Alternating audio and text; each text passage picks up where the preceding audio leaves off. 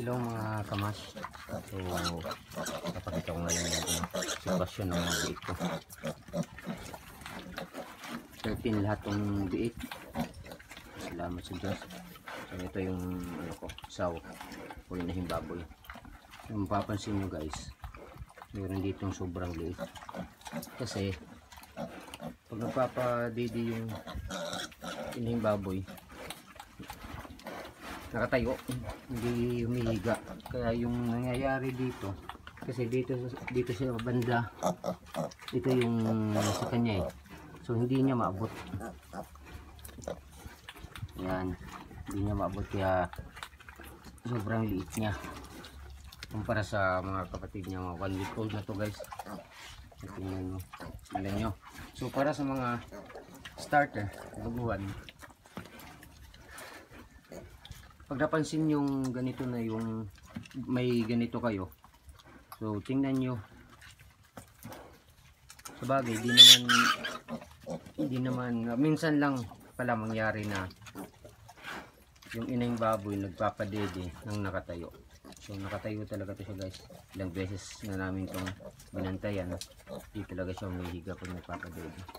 So yung gagawin natin dito, yung gagawin ko, so sayang din naman kasi ito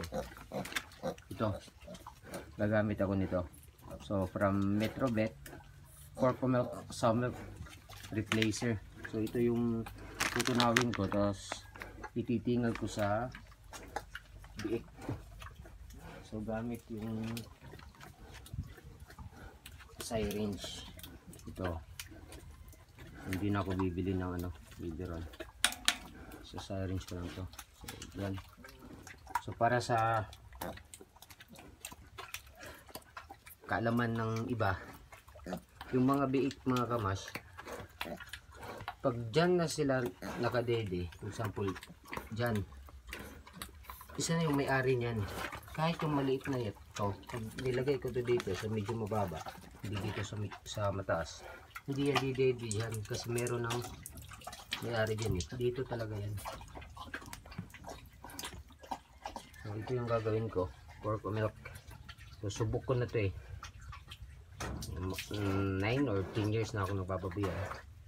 So pag may mga bake akong medyo nanghihina, hindi makadede, ito talaga yung ginagamit ko. Ito na yung guys. So, ayan. So tinunaw ko to mga kamas sa maligamgam na tubig. So may instruction din naman kasi dito sa likod. So yung inihanda kong gatas para sa enough lang para sa biik na to. So mapapansin nyo naman yung guys kung ayaw nyo ng uminom. So para wag kayong magtitimpla ng sobrang dami para di naman masayang. Akala ko nga kahapon mamatay na ng biik nito kasi wala na, nakalapag na lang yan dyan. Sobrang basa, dinadaganan ng mga kapatid niya.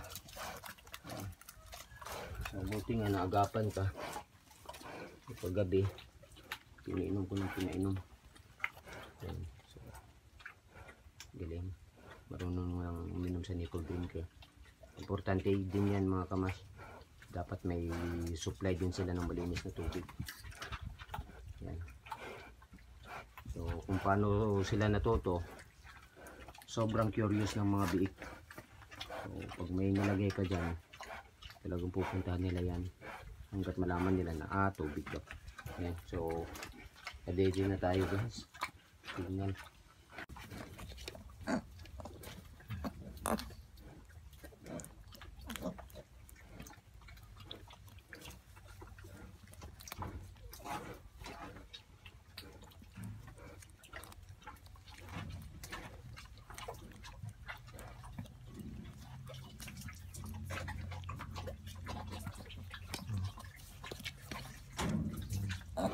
Kasi kawawa to mga kamas pag di nyo pinainom, sayang.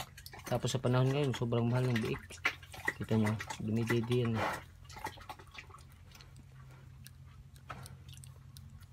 Yan, good girl.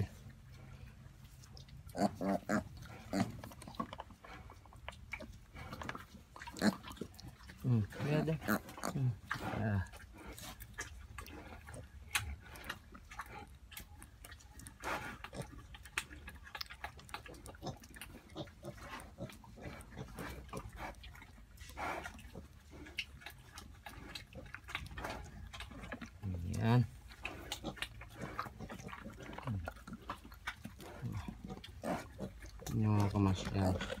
Naghahanap pa yan. Yun. So yun, naabot niya pa yung ano ko. Yung kamay. Ayan. Iinom pa yan.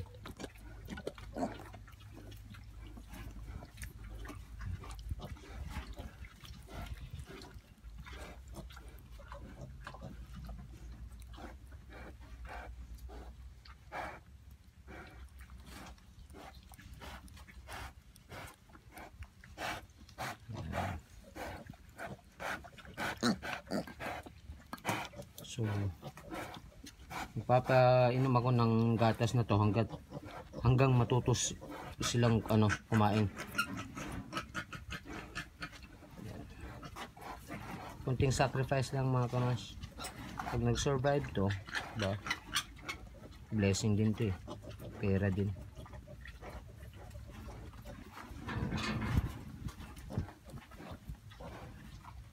Yan.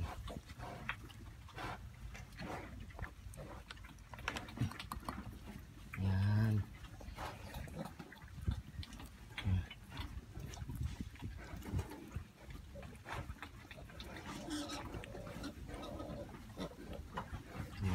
Shoot na yan.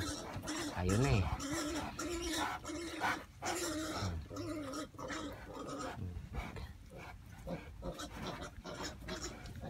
Busog na yan guys.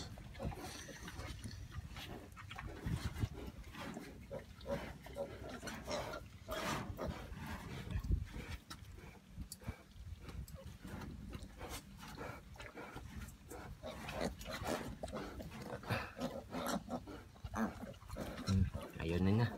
Busog na to. Babalikan ko ito mamaya na po. Tanghali na naman. So, yan.